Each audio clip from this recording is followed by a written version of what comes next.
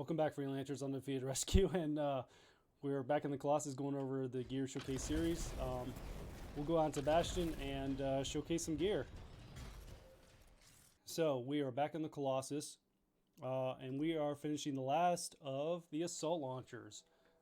So today we're going over the Cataclysm version of the upgraded siege artillery called Again and Again. So it's a detonator. Its combo effect is blast, and then detonates another explosion briefly after the first. So it says briefly, which is kind of a weird wording, because there is a pause in between the first initial explosion, between the first and the second, but it's not a lot of time. It's actually, in my opinion, not enough time to prime a target, which is the whole purpose of a detonator, which I believe is also the purpose of the secondary explosion. There might be another reason for it that maybe I just haven't picked up on or figured out, but I think the most efficient way to do this is to prime a target, detonate them with the initial blast, then prime them again, and then detonate them again with a different different primer.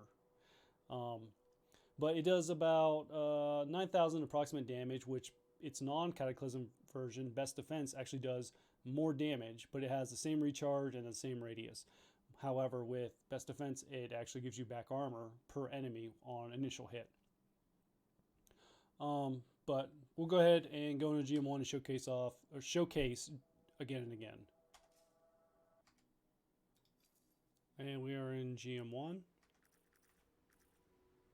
So with Again and Again, basically you fire it, it does that initial explosion, and then you see how it kind of like charges up an additional one and lets it off. So what I like to do, and I'm not sure I'm going to be able to showcase it off very well in GM1 with the priming, because I'm probably going to kill all the enemy types with my primers. I brought the fire gauntlet, and I've also got one of the another primer I use for my artillery, my ordnance launcher that will freeze the enemy types.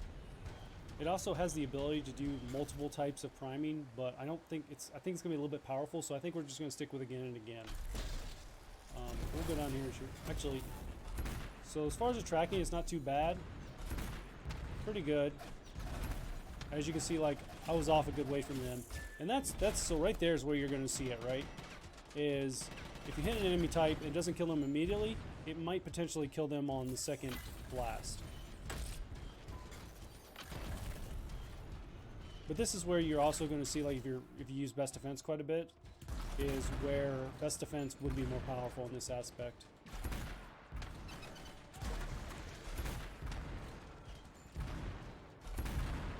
So it's pretty good at just taking down targets on their own. It is going to have a punishing recharge, though, because I'm pretty much out of charges right now. I've got a recharge build, so I get them back pretty quickly. Let's see if we're able to take them out all the way. So we're not even actually able to, with my gear, to take them out all the way. If you had one with a little bit more damage rolls on it, you'd probably be able to get away with it, but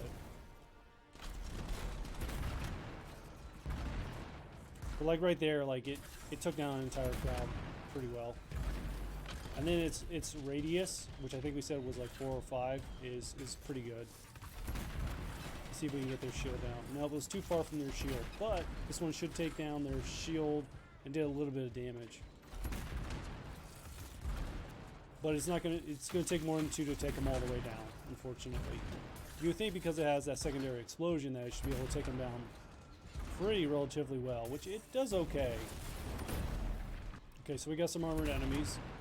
And it's probably going to do less against them because there's no reason it should do more. Nothing about the inscriptions or the damage modifier identifies that it does more, so it is in fact doing less damage. Not a lot less, but a little bit less.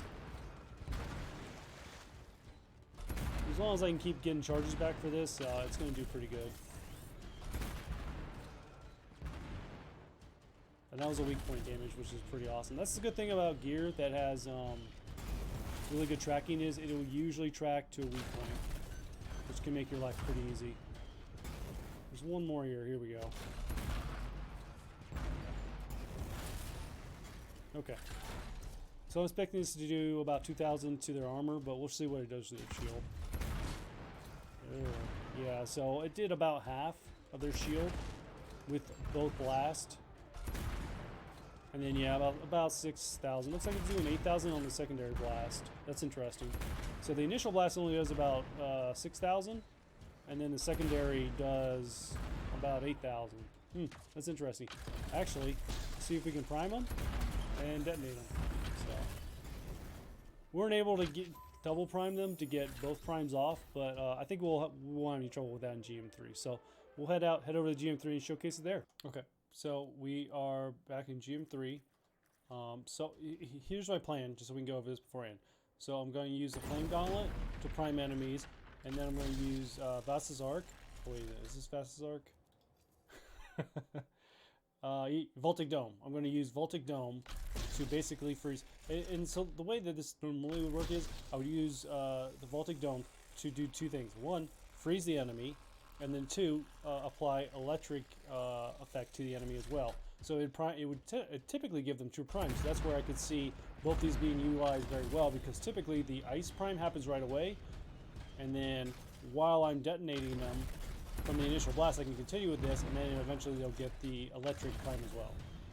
We'll go in here and showcase it. So, unfortunately, they went down really, really quickly. Maybe we can find a little bit more. Or here we go. So, do it like that as well. Let's see. I thought I saw a storm in here somewhere. Here we go.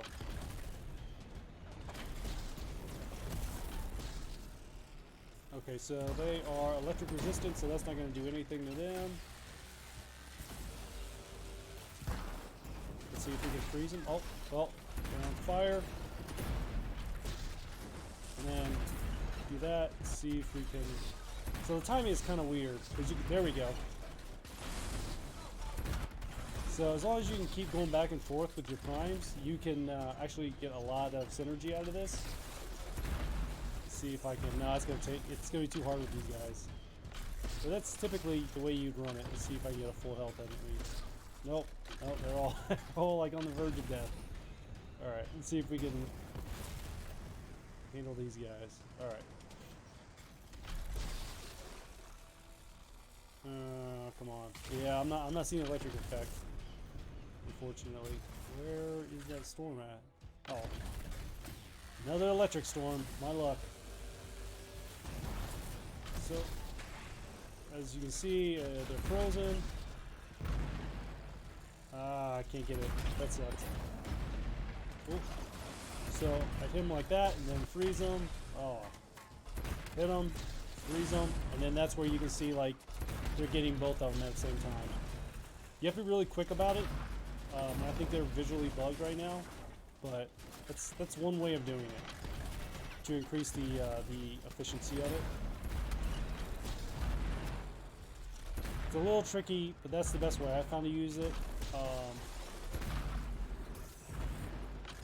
If you can pull it off. The good thing is it's blast combo, so if you freeze a large area, it'll detonate all of them. Okay, so we got some armored enemies here. So it's doing the same damage. Oh, I'm frozen. It's doing the same damage numbers as it was doing before, but GM3, they're going to be a lot more tankier here. So it's going to be less effective, unfortunately. And I'm pretty much already out of charges. I get my charge back pretty quickly, but we'll go ahead and see if we can prime them. And actually, this might be a good opportunity. So I don't know if you can see, they actually primed twice there. Alright, we'll go ahead and clear the rest of these guys out and then go up against the Ranger. Okay, so we're against the Ranger. Yeah, it's not doing so good against them as well. They're tankier as well, so this is going to be pretty troublesome.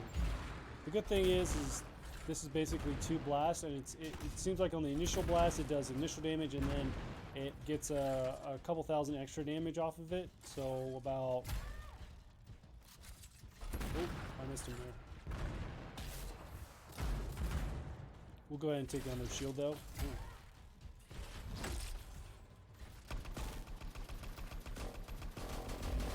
Oh, man, they froze me. Alright, shield's down. It did combo because they froze, I guess. And now they're on fire. I'm not really sure why. Is it? Oh. froze again. So I can freeze them and do a combo here. All right, so this is where I'd want to do it. So I'd set them on fire. I see that they're on fire and then freeze them. And then you can see they comboed again. And then they're comboed again. But the thing is, you have to like get to them in time for that. So that's where it's kind of iffy. And as you can see right there, I was able to double combo them. So that's where it really shines at, is you can knock out double combos with this. The problem is, it's a little hard. It's a little complicated. The radius is actually pretty big. I think it might be bigger than, even though in the description of Best Defense, and we'll compare some gear real quick. In the description of Best Defense, they're basically identical. However, it looks like the secondary explosion that's coming off of Again and Again is larger than the actual initial, and what the description says for Best Defense. In comparison, though, to these two, I think Best Defense is going to be a lot better overall. Essentially, the way this plays out in the favor of Again and Again is basically you're getting 2 blast from Again and Again, which almost makes it seem like its recharge is half of what it actually is, right? In theory. It's actually doing about 4,000 to 5,000 less damage intrinsically. So that's almost questionable of, well, technically this one does almost double damage. Neither one of those are accurate, though. Those are just like generalizations. Because this one, it's still a recharge of 14. So if you run both your charges out, you're kind of, or you run your charge out, it's going to take 14 before it comes back anyways, which would be the same for this if you only had one charge. And then this one actually only does like a little bit more. It doesn't do quite 5,000, which even then is not even technically a third of the damage. So both those are kind of biases just against them. But realistically, I still think Best Defense is going to be better because the Masterwork perk, basically. You could potentially, if you hit 3 enemies with 1 blast, you potentially get all of your armor back.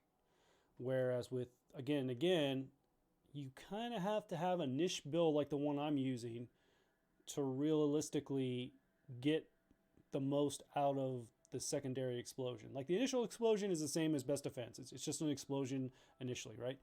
The thing is that as the explosion that gets followed up, that seems to be bigger potentially, but it's pretty quick. It doesn't give you enough time to potentially prime another enemy. So that's like a limiting factor I've seen with this one. You can make it work, but it's kind of hard, which will lead me into some of the box checking. So is it efficient? So if done right, yeah, it's actually really efficient.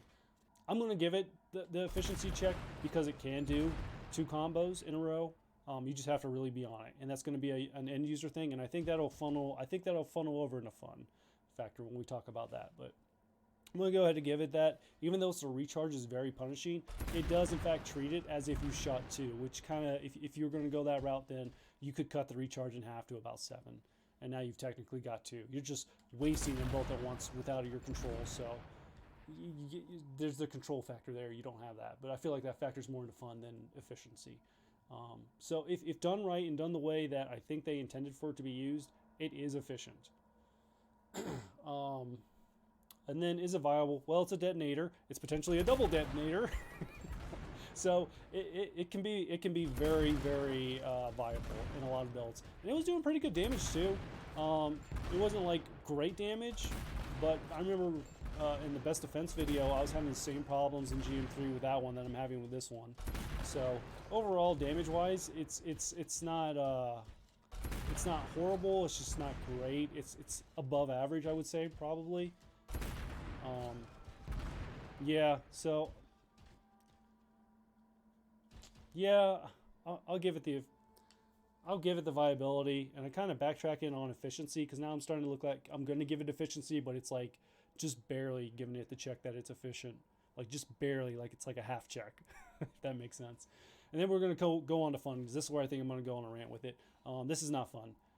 Like I said, I've made a build around this, and I'm able to double prime targets with this, and then like not like hit them, but it's very tight timing. It's very specific enemy types, and it's a lot of work. Like I wish they would have added like just another second in it, or maybe just made it work a little bit differently. I don't think it's fun for that. And then its recharge is very punishing. Like I said, I got a recharge build, so I'm getting my charges back really quickly.